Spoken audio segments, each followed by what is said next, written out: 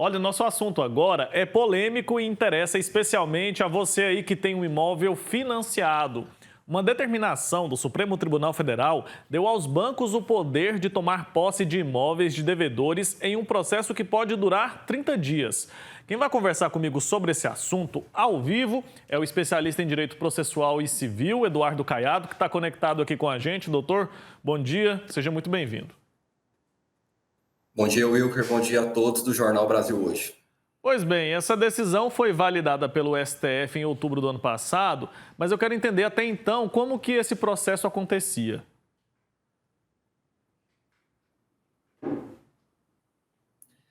Bom, Wilker, na verdade, o que o STF fez é apenas validar um procedimento que já ocorria há muito tempo, desde o advento da Lei de Alienação Fiduciária, que é a Lei 9.514 de 97.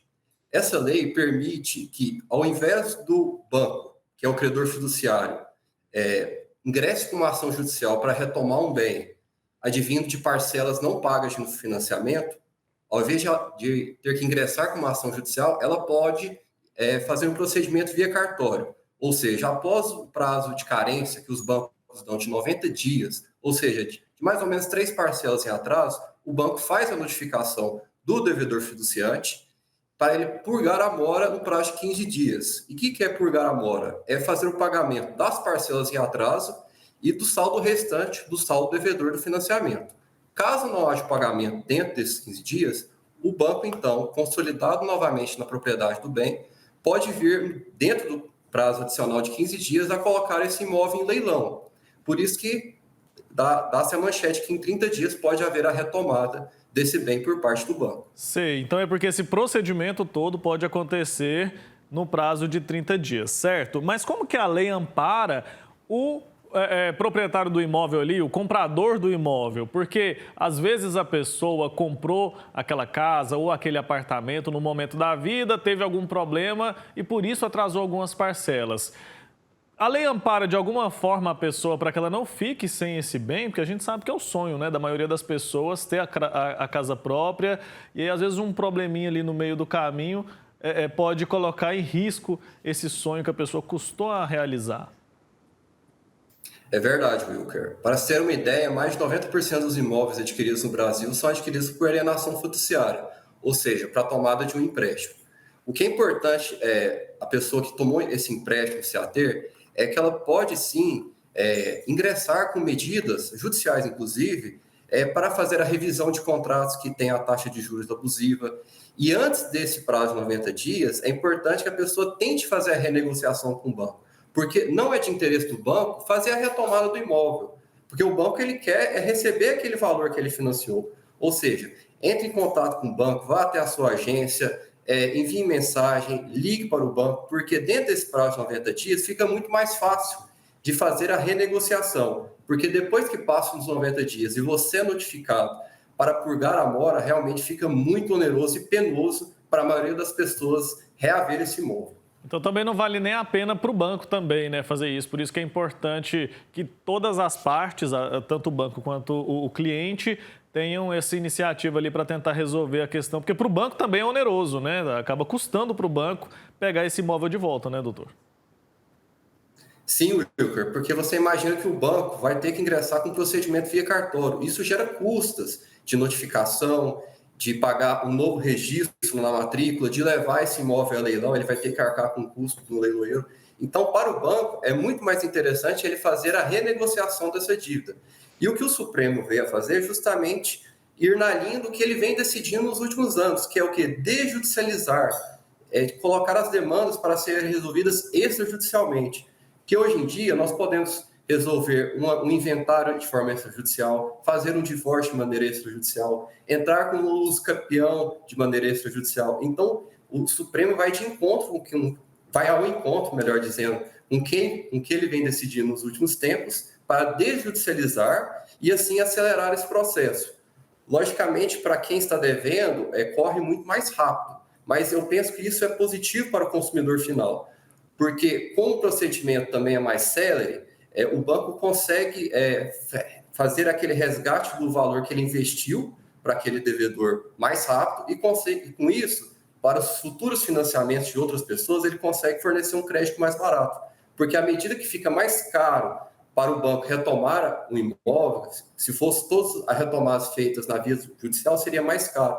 E com certeza o banco nunca fica no prejuízo, ele sempre vai passar esse custo ao consumidor final. Certamente, viu? Agora, e naqueles casos que a pessoa já pagou grande parte do financiamento, chegou ali num determinado momento, não conseguiu mais arcar com aquele custo, e aí essa pessoa tem esse imóvel retirado, né? O banco toma de volta.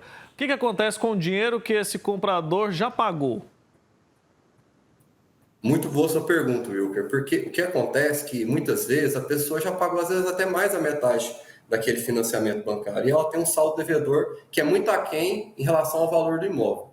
Mas quando esse imóvel é levado a leilão, no primeiro leilão ele é feito sobre o valor integral daquele imóvel. Vamos supor que o imóvel vale 200 mil, vai ser por 200 mil. Mas no segundo leilão, na via extrajudicial, vai ser somente sobre o valor que é devido hoje ao banco. Vamos supor que seja 50 mil reais. Então, pode ser que o imóvel venha a ser arrematado por 50 mil reais, só o banco vai receber.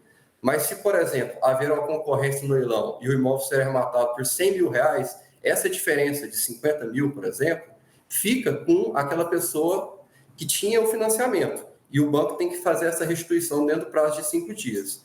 Por isso que é muito importante evitar que o imóvel vá a leilão. Não, é muito importante a pessoa, dentro desses 90 dias, buscar algum amparo junto ao banco e, se for necessário, ingressar com a via judicial, se os juros forem abusivos ou se a notificação não for feita, porque é indispensável que a notificação seja feita de forma pessoal para que ele possa purgar a mora dentro do prazo legal. Então, certo, na dúvida, é sempre importante entrar em contato com o advogado. Então, só para ver se eu entendi bem, pelo que o senhor está falando, pode acontecer sim da pessoa perder o valor que ela investiu naquele imóvel. Sim, isso é possível, é previsto pela lei de alienação fiduciária. Entendi. Qual que é a orientação que o senhor tem para dar para aquela pessoa que está nos acompanhando agora, tem um imóvel financiado e por algum motivo atrasou esse financiamento ali, está com 2 ou 3 parcelas atrasadas? O que essa pessoa pode fazer hoje para tentar melhorar essa situação, para tentar sair desse problema? Bom, Wilker, o que ela pode fazer hoje é imediatamente entrar em contato com o banco, tentar uma renegociação dessas parcelas. Muitas vezes o banco, quando você está atrasado em 2, 3 parcelas, ela consegue reparcelar isso aí em 10, 20 vezes, na medida que for possível, para aquela pessoa que adquiriu o imóvel, principalmente os imóveis advindos com recurso do Sistema Financeiro Habitacional, o SFH, que são os imóveis adquiridos pelo Minha Casa Minha Vida, os imóveis populares, que têm taxas menores. Então a Caixa, normalmente a Caixa Econômica Federal, tem mais facilidade de fazer essa renegociação. Mas o mais importante é entrar em contato o quanto antes para evitar que seja feita a notificação para purgar a mora. Certo. Para finalizar, existe algum órgão que fiscalize isso? Porque a gente percebe aqui, quando a gente fala sobre esse assunto, que o consumidor ele é muito vulnerável, muito frágil nessa relação, né? Se a gente for comparar o poder de uma pessoa comum como nós e de um banco, a gente fica na desvantagem. Existe algum órgão que regulamente isso? É muito bom que o consumidor, nesse primeiro momento também, busque amparo do PROCON. O PROCON sempre é um meio eficaz para o consumidor buscar entrar em contato com o banco, que muitas vezes, até quando está próximo já desse prazo de carência, que pelo mercado é de 90 dias, e vê que a pessoa não está com muitas condições de pagar, ele busca nem entrar em contato mais com essa pessoa, ou dificulta os meios de acesso, principalmente daqueles bancos digitais, né, das fintechs. Então, é muito importante que mostre que o consumidor vá até o PROCON, que o PROCON agenda o atendimento junto ao banco e o banco tem que responder sob pena de multa, para que assim resolva tudo da melhor forma possível. Tá ótimo, doutor. Muito obrigado, viu, pelo seu tempo aqui com a gente, por trazer tantos esclarecimentos importantes para quem nos acompanha. Até uma próxima, viu? Um abraço. Até a próxima, Wilker. Passar bem. Tchau, tchau.